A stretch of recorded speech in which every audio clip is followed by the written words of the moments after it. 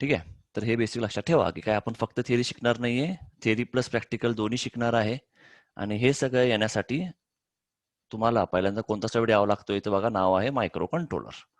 ठीक आहे. जो आता दरवेळी कसं असतंय की सेम झाले की लगेच दुसरी सेम चालू होते, त्यामुळे मुलांना सगळं मायक्रो कंट्रोलर लक्षात असतं. आता यावेळी झालंय असं की हा बॅच, थोडक्यात आपण या बॅचला कोविड-19 बॅच म्हणतो. तर अशा बॅचमध्ये काय झालंय की परीक्षा झालेली नाहीये.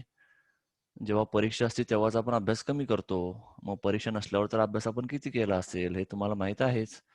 त्यामुळं मायक्रो कंट्रोलर जेवढं तुम्हाला माहीत असायला पाहिजे, तेवढं तुम्हाला माहीत नसणार आहे, असं मला वाटत आहे. त्यामुळं मी यामध्ये मायक्रो कंट्रोलरचा पण पार्ट आपण बऱ्यापैकी यात कव्हर करणार आहे. कारण मायक्रो कंट्रोलर आल्याशिवाय आपल्याला एम्बेड सिस्टीम जास्त येणार नाही.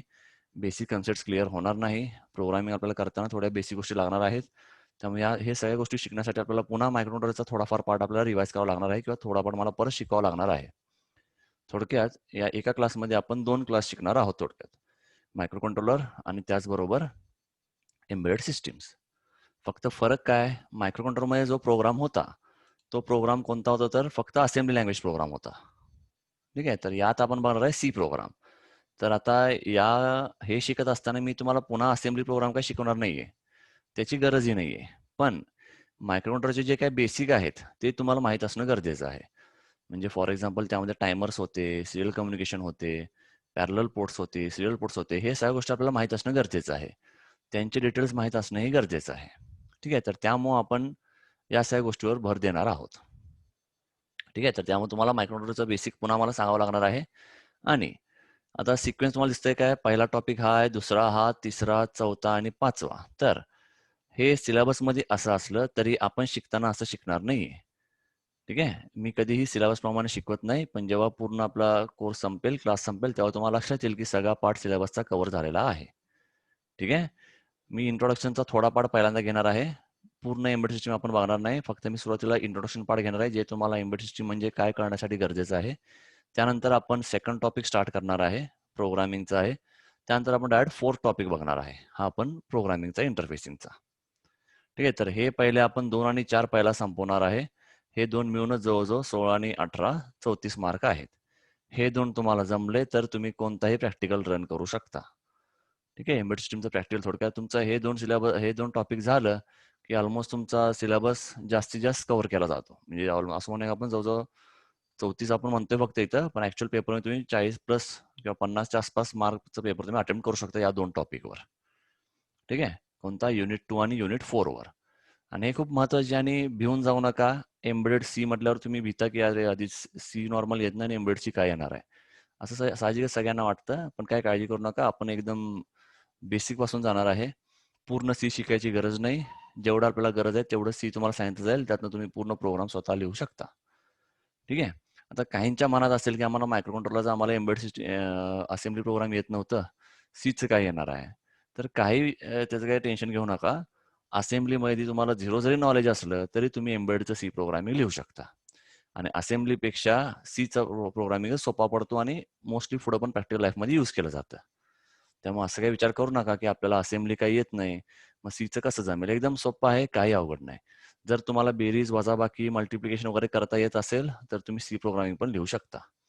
आणि मला वाटत नाही तुमच्यापैकी असं कोण आहे की ज्याला दोन नंबरची बेरीज करता येत नाही. ठीक आहे. असं कोण तुमच्यामध्ये नसेलच. त्यामुळं असं काही भिवू नका की सी अवघड आहे वगैरे, काही अवघड नाही, सगळं सोपं असते. ठीक आहे. आता कॉलेजचे लेक्चर चालू झाले असतील, त्यामुळे कदाचित अजून अवघड वाटेल कदाचित. ठीक आहे. की तुमचे कॉलेजचे एकदम काय म्हणतो आपण ती, जाऊ दे असू दे. ठीक आहे. बरं कळलं असेल. तर त्यामुळं कदाचित कॉलेजमध्ये जरा अवघड वाटत असेल, पण काही काळजी करू नका. युनिट 2, युनिट 4 हे 2 मेन टॉपिक आहेत या पूर्ण सिलेबसचे. हे 2 तुम्हाला जमलं की तुम्ही प्रोग्रामिंग करू शकता.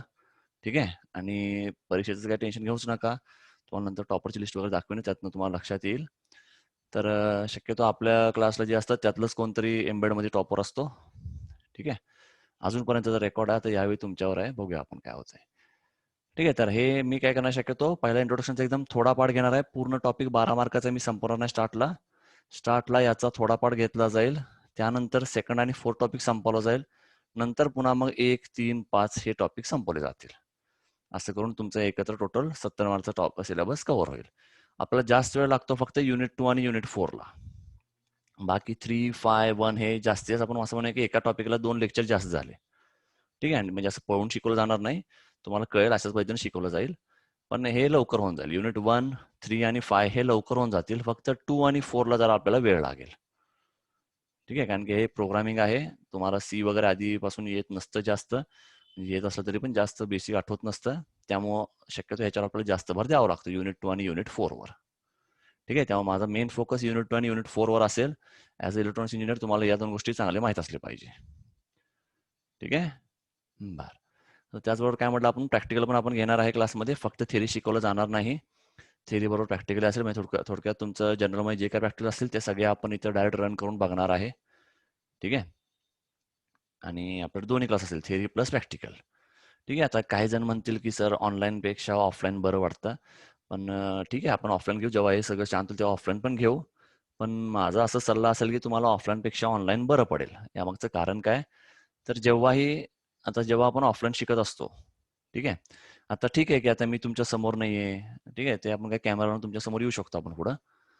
तर तसं काय वाटतंय आपल्याला समोर नाहीत, मग आपण काय लक्ष देणार आहे.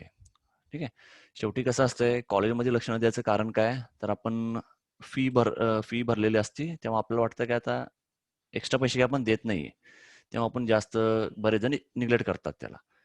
पण क्लास कसं होतं, जेव्हा आपण पैसे एक्स्ट्रा भरतो तेव्हा आपण या सगळ्या गोष्टीवर लक्ष देत असतो.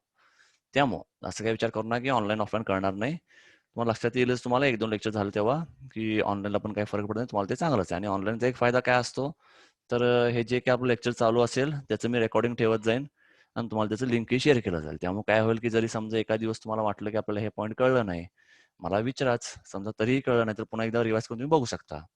किंवा लेक्चर वेळी कळलेलं असतंय, नंतर पुन्हा वाटतं की आता हे आपल्याला आठवत नाही, काय करावं? मग तेव्हा तुम्ही पुन्हा ते व्हिडिओ बघू शकता. हा एक फायदा असतो ऑनलाईनचा. शेवटी काय, एकदा कोरोना संपला, कोरोनाचा सगळा विषय, तर आपण ऑफलाईन चालू करणार आहेच. ठीक आहे, ते टाइम वगैरे आपण डिस्कस करू थोड्या वेळाने. ठीक आहे, तर आता हे टॉपर्स 2015-16 पासून एम्बेडचं टॉपर आहे. तेव्हा 100 मार्काचा 100 मार्क होते. 100 मार्कचा पेपर असायचा. आता 70 मार्कचा आहे थेरी पेपर. तेव्हाच आपलं टॉपर बघा, फर्स्ट बॅचचे 98, 96, 96, सेकंड बॅचचे 97, 97, 96, नंतर थर्ड बॅचचे 98, 97, 96, आणि नंतर मागच्या वर्षीचे म्हणजे शेवटची जी स्कीम 100, 99, 99. ग्राफ नेहमी चढता दिसत असेल, आपल्याला असंच कायम ठेवायचं आहे. आणि हे तुमचं आय स्कीमचं, ठीक आहे, यात पण काय 66 आउट ऑफ 70, 65, 65. त्यामुळे या बॅचला तुमच्यापैकी कोणीतरी किंवा सगळे आले तरी चालेल, काही हरकत नाही आपल्याला. तर आपल्याला कोणीतरी आपल्याला 70 पर्यंत न्यायचं आहे. ठीक आहे, तर आता हे जे कोण, हे सगळे तुमच्या जीपीके मधलेच आहेत, कोणीही यातलं बाहेरचं नाही आहे. आणि तुमच्या पूर्ण कॉलेजचा एम्बेडचा टॉपर एवढाच असतो. ठीक आहे, जे आपल्या क्लासचा टॉपर आहे तोच तुमच्या एम्बेडचा टॉपर असतो. आता या 2018-19 बॅचमध्ये यात ऍक्च्युअल जो म्हणजे पूर्ण ओव्हरऑल सब्जेक्ट जो टॉपर असतो त्यांचं नाव नाही आहे यामध्ये. ठीक आहे, कारण जे आपल्या क्लासला आहेत तेच त्यांचं नाव टाकतो मी, आणि त्यांनाच एम्बेडमध्ये जास्त मार्क पडतात. तुमच्या कॉलेजचं ओव्हरऑल टॉपर 2018-19 जे कोणी असेल तिला एम्बेड सिस्टीममध्ये 100 नव्हते. ठीक आहे, तर ते फक्त आपल्याच क्लासमधलं असणार आहे, आहेच. तर हे नेहमीचं आहे रेकॉर्ड, तर हे असंच राहील. आणि तुमच्यापेक्षा मला माझ्यावर जास्त विश्वास आहे, त्यामुळं यावर्षी पण चांगला रिझल्ट लागेलच. पण तुमच्याशिवाय हे शक्य नाही, त्यामुळे तुम्ही हा अभ्यास करा, चांगले मार्क पाडा, म्हणजे आपल्या क्लासचं नाव अजून चांगलं राहील. तर पुढचा फी स्ट्रक्चर. तर जनरली नेहमी फी काय असते माझी, 2000 प्लस 500, 500 रजिस्ट्रेशन फी असतं, टोटल 2500 असतं. ठीक आहे, पण आता या बॅच पासून काय होणार आहे, तर फक्त या बॅचला कदाचित, कारण काय इथं 3000 प्लस 500 असेल.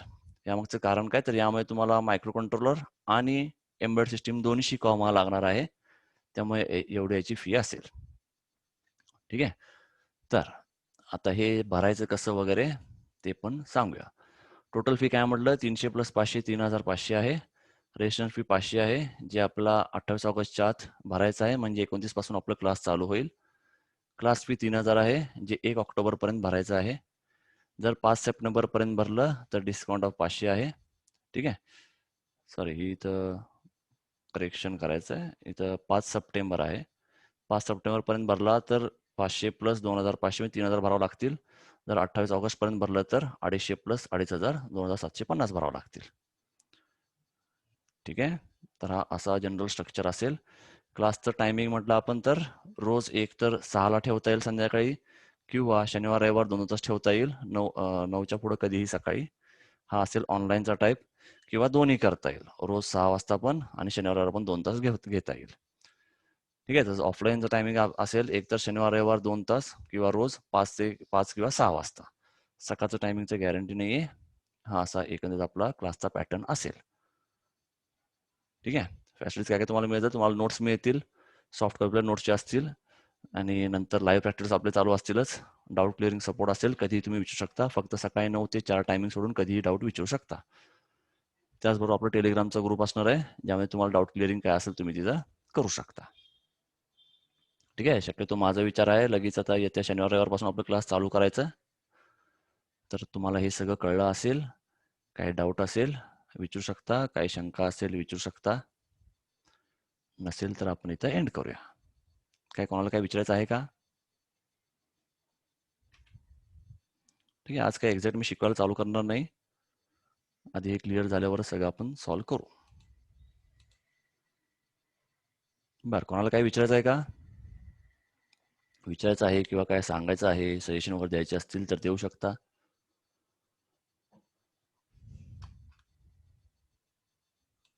बरं, काही नसेल तर मग आपण थांबूया इथं. मग क्लासचं सगळ्यांना कळलं का, क्लास कसं कसं काय काय असेल?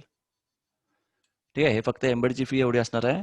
जर कंट्रोल सिस्टमची फी कमी असेल, कारण का त्याला काय आधीचं काय पाठ शिकावं लागणार नाही. ठीक आहे. बरं, तर हे एवढा पार्ट आहे. बोला. कंट्रोल आवाज क्लिअर येत नाही. चॅट बॉक्सवर मेसेज टाकला तरी चालेल, म्हणजे मी इथून सांगेन. आवाज क्लिअर येत नाहीये तुम्ही काय बोलताय ते. माझा आवाज सगळ्यांना येतोय का नीट?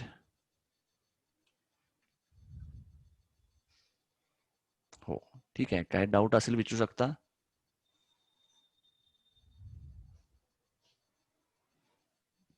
आणि काहींना क्वेरी असेल जे आता सगळ्यांसमोर विचारायचं नसेल, नंतरही विचारू शकता.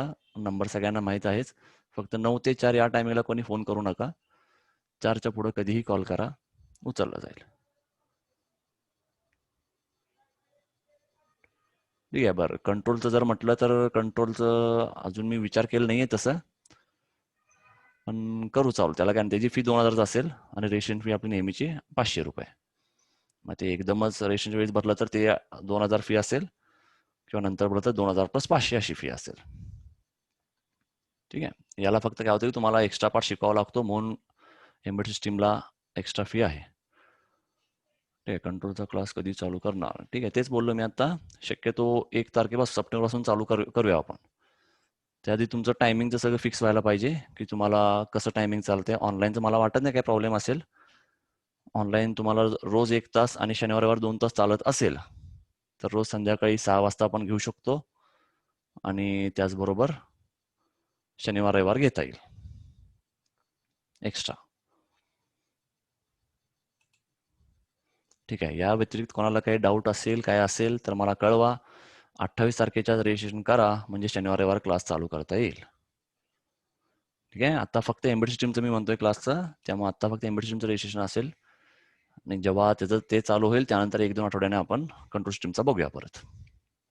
ठीक आहे. त्याची काही काळजी करू नका. सिलेबस कव्हरेजचा हे काय पहिल्यांदा शिकवत नाही मी, त्यामुळे त्याची काही काळजी करू नका. आपल्याला 10 दिवस असले तरी आपण 10 दिवसात तुम्हाला चांगले मार्क पडतील असं शिकवलं जाईल.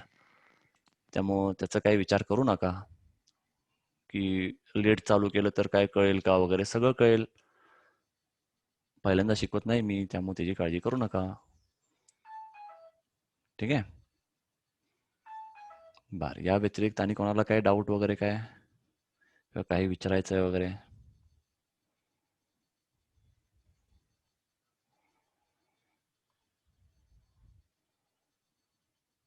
बरं, नाही. ठीक आहे. मग थांबू आपण इथे. आणि 28 तारखेच्यात मला कळवा. जे कोण तयार असतील त्यांनी मला 28 तारखेच्या आत रजिस्ट्रेशन करून टाका. रजिस्ट्रेशन करायचा मोड काय तर फोन पे, गुगल पे काहीही करू शकता. ठीक आहे. चालेल. थांबूया मग आपण इथे. थँक्यू.